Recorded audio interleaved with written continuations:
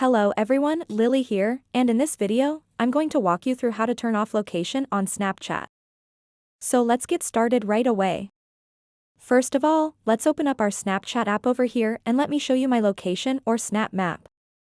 To do that, all you want to do is select the button in the very bottom left corner here, and it'll reveal to you your Snap Map and your location. When you just want to stop sharing your location information or switch off the Snapchat location, you've got two choices, which I'll teach you. The first is that you could turn on ghost mode by pressing the settings button at the upper right hand side of the screen here, and then it shows that when enabled, your friends won't be able to see your location. It simply means that Snapchat can access your location, but it won't share it with anyone you follow or any of your friends. And then go ahead and toggle that on and then select until turned off. However, I just do not believe these apps' claims that they do not want to monitor my location.